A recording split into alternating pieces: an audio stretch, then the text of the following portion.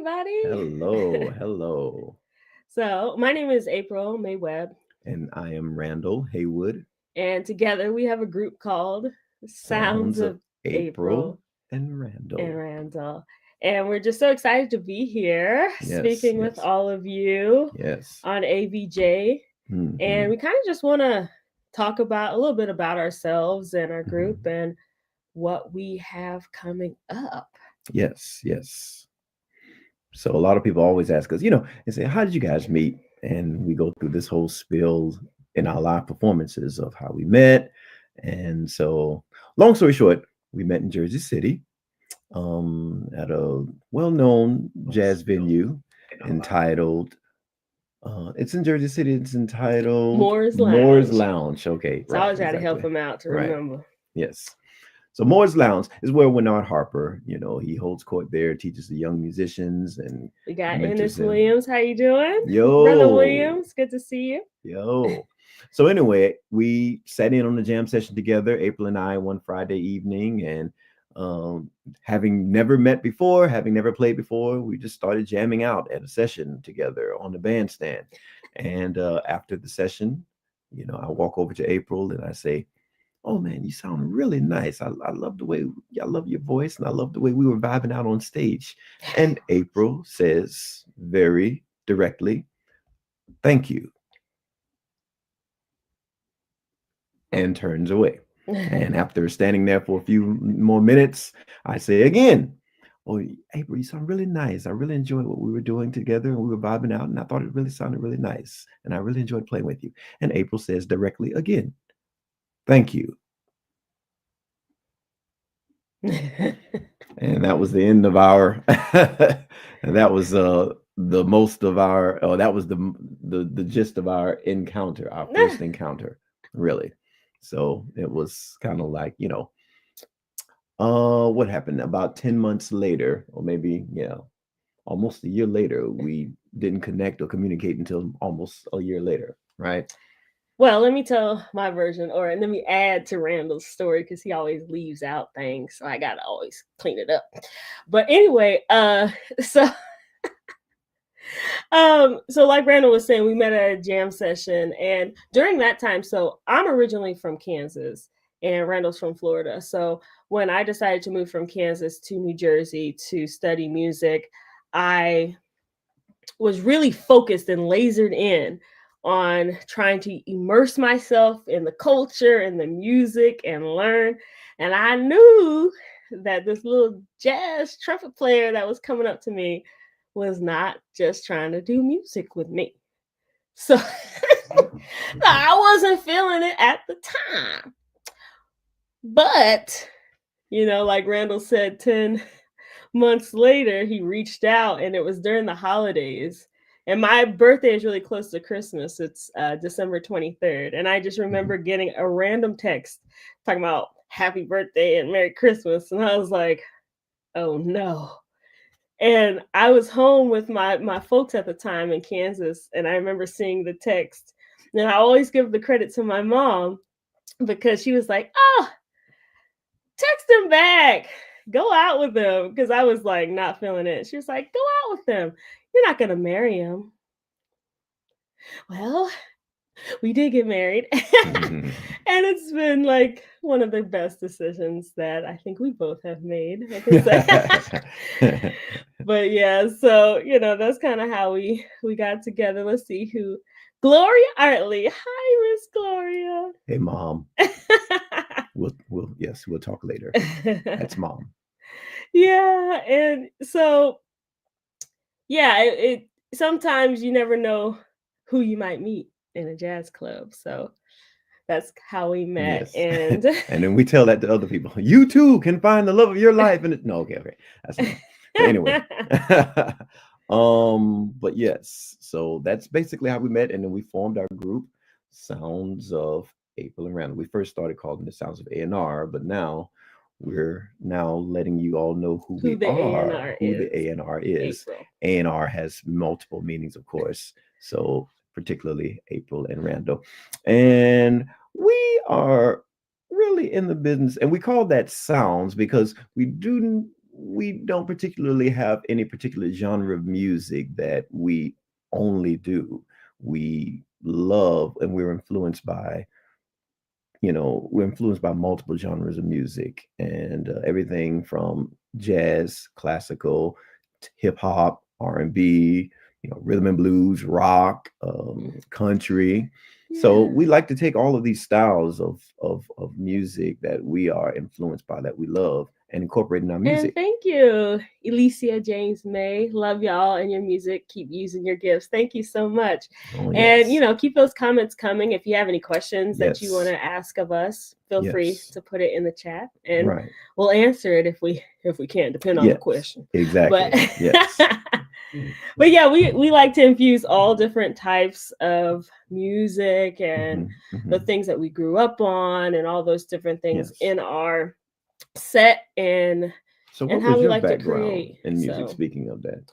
so my background in music was, so I have two older brothers and they were heavily into jazz when I was growing up and I really Hmm. wasn't Hmm. into it, anything. Hmm. But being the youngest of two older brothers, I had to Hmm. do whatever they liked to do. So whatever they wanted to listen to in the car, I had to listen to in the car. I didn't have any Of options at course. the time. Of course. But I'm glad because they were listening to really hip music like Sonny Rollins and Coltrane. Like Very good. in their room, they had this big poster of Coltrane. And we were listening to Bobby McFerrin, who I absolutely love. And Hmm. Yes. yeah, so I'm glad to have that influence. And Karen Kennedy asked, "What are you working on right now?" Oh, Ooh. multiple things. Yes. What are one of the things? Well, one of the things we're working on is we have this we have some original music that kind of goes along the lines of a little bit of Bobby McFerrin, but it also kind of works on some other uh, country that we've been, listening to. Has some pop influences as well, and it's a lot of some singer songwriter elements. I think you came up with some wonderful music in as far as about story, and we like to tell stories about our life and tell stories about things that we experience, we feel that others experience as well, everyday situations, real, real life, real world situations. And we like to take people on the journey through that. So a lot of the stuff that we're working on right now is some new material that is original that we hope that you guys would, um, appreciate. Yeah. You know. And at the heart of who I am as a musician, and I think I can speak for Randall as well. We're storytellers, and I think Yes. the greatest story that you can tell is your own. And I think because you have that influence, and it's who you are and what Hmm. you're presenting to Hmm. the world. Hmm. And I always just love to find a song out of the things that may not seem significant, but if you really think about it, every day of your life is significant. Hmm. It Hmm. makes up the pieces of, Hmm. your entire life. And I like to find those moments where it may seem very simple, but I think you can make really good songs out of simple stories. It's like, Hmm. for Hmm. example, um, we wrote this song and it was about, you know, when you're trying to break into the industry and you're not known Hmm. and you get so many no's, like people tell you no from the jump because they don't know who you are. And Hmm. sometimes people don't even want to take the time to listen to what you're doing or whatever. They just Right. don't know you and they say no. And we were waiting for some time to work with this particular company, and I was waiting and waiting for that email. And Hmm. when the email finally came, it was a no. Hmm. And I was like, man, they keep saying no. And then I was like, ooh, Hmm. that's a song. Hmm. And so, it's just everyday moments like that. I think you can find a deeper meaning behind those no's. And I love what Randall's stepdad, he told to me that no actually means next opportunity. And so when Mhm, you kind of mhm, change your mindset about, all these no's, you can kind of find that deeper Mhm. message that, oh, maybe this opportunity was not for me, and I Mhm. just have to Mhm. keep on the journey, and then Mhm. you'll Mhm. find the people and the places and the things that Mhm. are Mhm. meant for you. Right, right, right.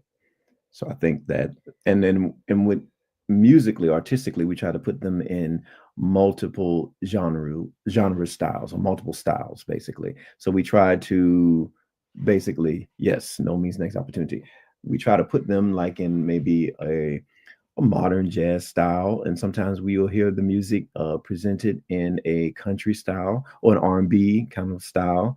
We're, you know, we have multiple influences that we try to take from. So we take from those masters, Duke Ellington, Louis Armstrong, Thelonious Monk.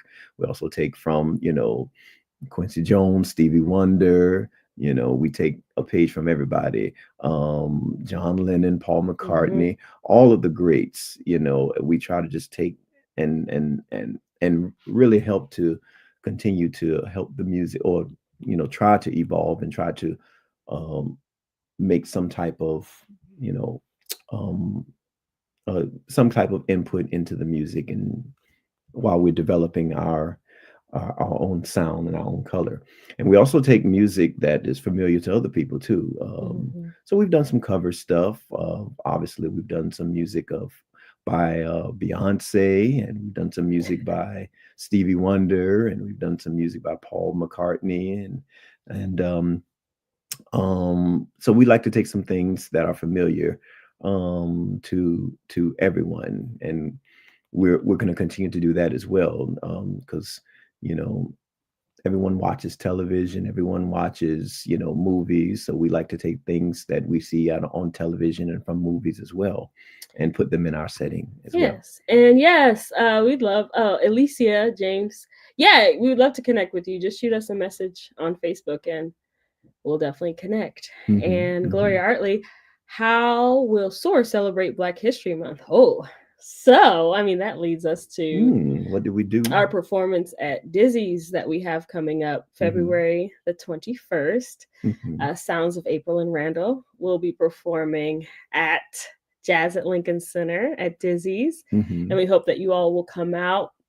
We're definitely Hmm. going to be celebrating the music of a lot of different jazz composers Hmm. and Hmm. our own original music. Hmm. And so, yeah, I think honestly, I feel like every time we perform, we're celebrating Black history. Like, Yes. you know.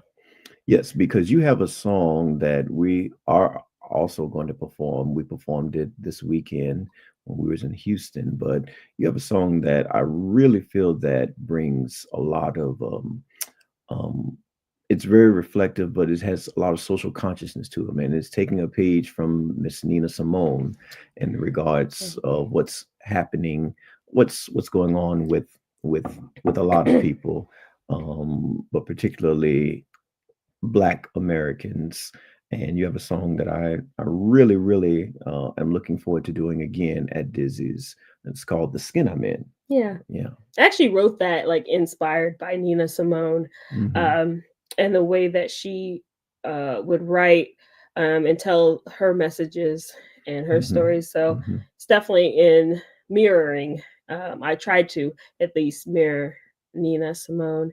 Hmm. Karen Kennedy, how does jazz come into your work? Hmm. Well, particularly compositionally, I like to I like to arrange things. I like to take pages from the great Duke Ellington, Thelonious Monk, and Duke was a master at forms and being able to just take a music work and explore different forms. Um, and Monk was also another master at that. So I like to take things. So when April has some of these lyrics and some of these melodies, what I like to do is I like to say, okay, well now let's see how they apply in this context. Let's put some chromaticism in here. Duke was that was um, um, one of his signature compositional techniques, chromaticism. And let's see how this song works with the form. Let's see how this song works with we just exploring different forms. So we try to use the composers of this jazz music and the architects of the music, specifically Duke and Monk. I'm talking about them, but others as well. Like Quincy Jones is another one, the late great Quincy Jones. Now we like to take. I'm very much influenced by him, and I remember Mr. Jones told us when we were standing around, a group of us musicians were standing around him. He says, "Do everything. Learn to write. Learn to arrange. Learn to produce. Don't just play your instrument as well." So I like to take that from Mr. Quincy Jones himself, and I like to incorporate that in what we're doing. So we try to put things in different contexts. It's just, just try to say, okay, now how would this song work in a modern jazz setting? How would it work in a blues setting? How would it work in a country setting? How would it work in an alternative setting? So then that lends us to different possibilities as to what we can do. So that's where the sounds come in. So it's not just April and Randall Jazz Group, it's sounds of April and Randall. So you're going to get a lot of different things. Some of the shows that we do, yes, they have jazz elements in there. Just the mere fact of me playing trumpet and trying to imitate, Dizzy and Miles and Roy Hargrove is incorporating some of the jazz elements into our work. But then we're also trying to figure out how we can, move the music, or help the music, evolve. And so, we have fun doing that. It's a long journey, but you play the long game, as someone told me. Ennis Williams, where do you see yourself in 5 years?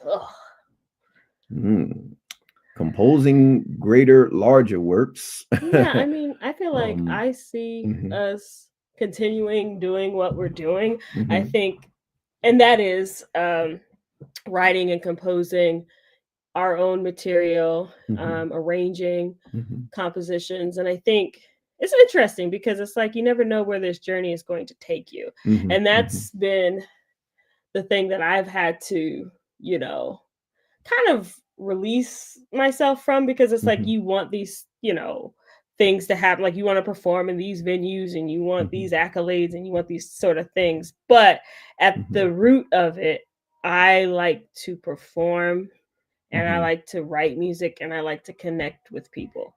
And I obviously see us continuing doing that. Hopefully have more connections with other people, more connections with different artists, and just continue on that path of being a composer.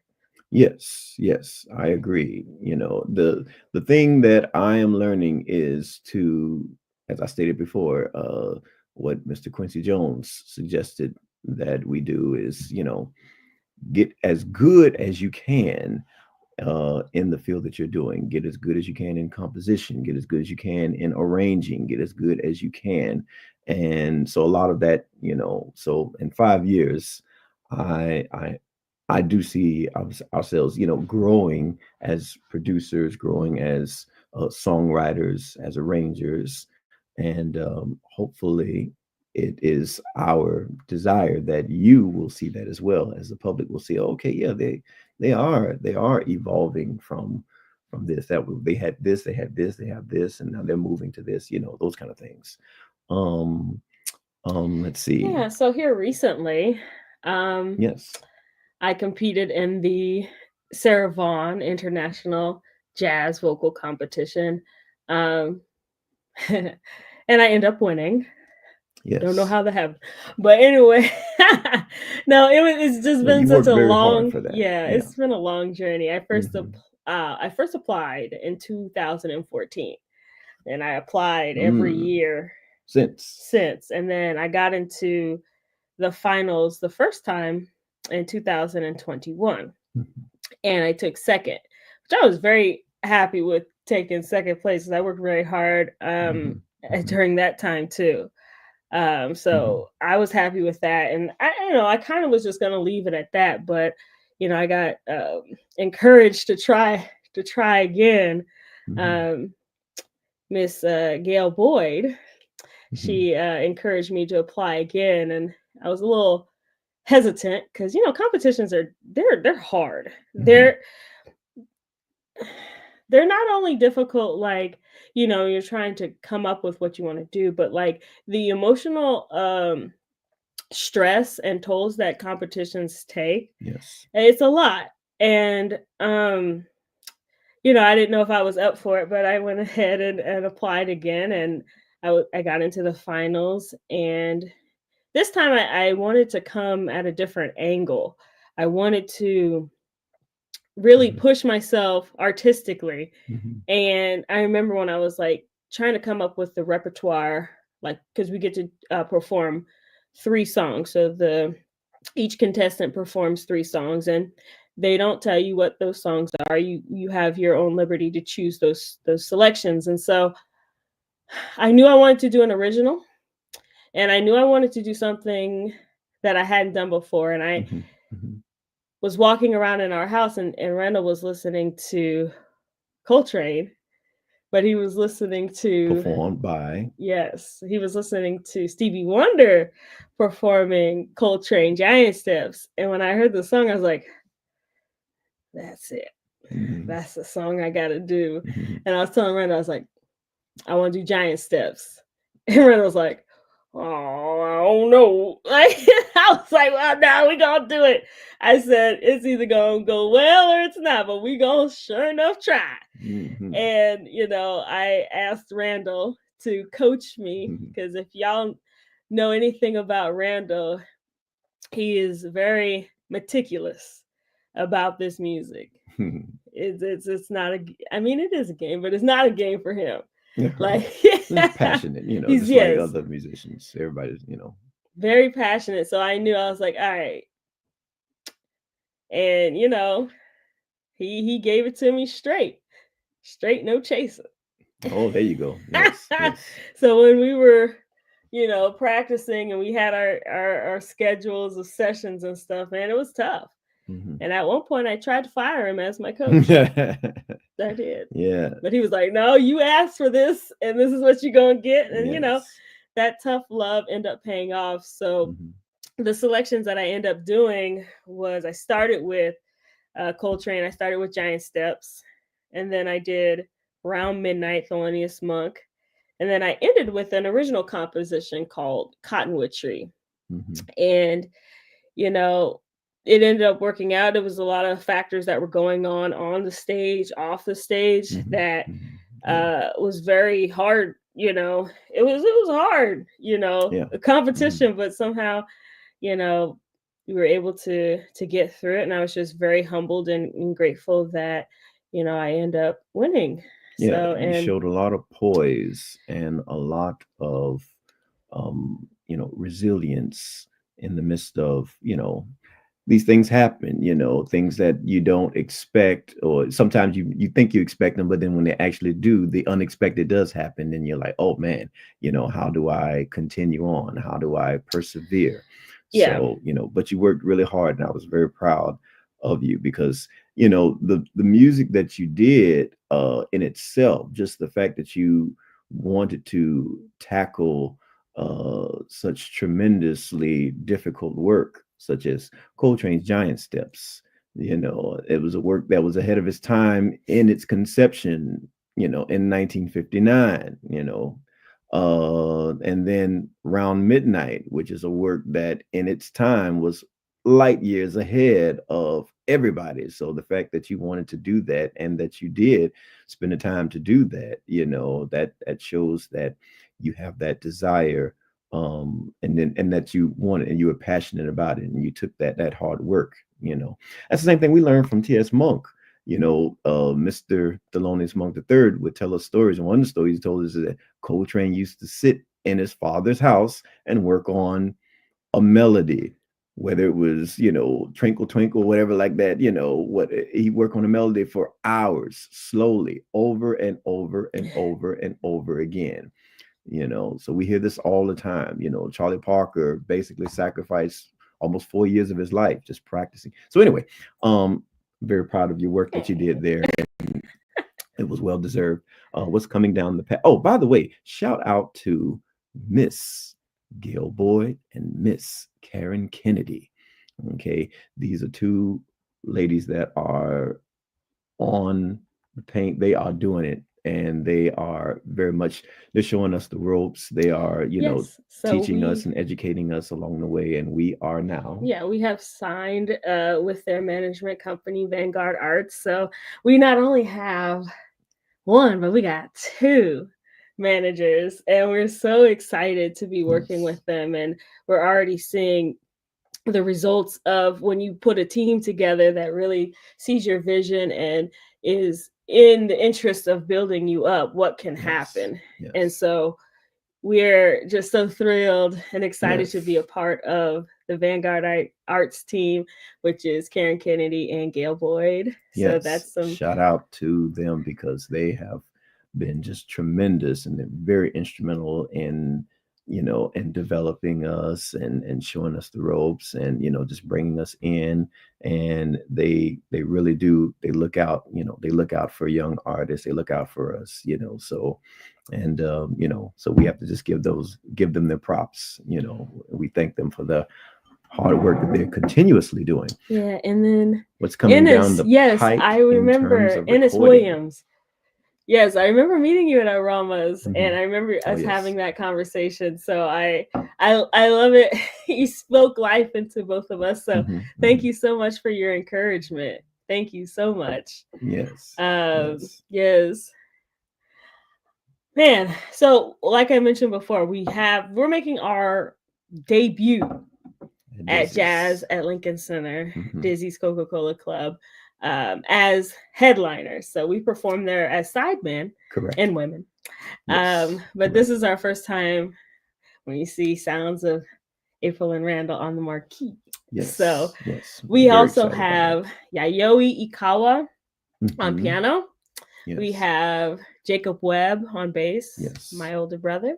And we have Dr. Nathan Webb on the Yes. drums, my eldest brother. Yes. And so we're definitely looking forward to it. We actually had a rehearsal yesterday, Mhm. Mhm. and man, we was getting that thing tight. It's gonna be fun.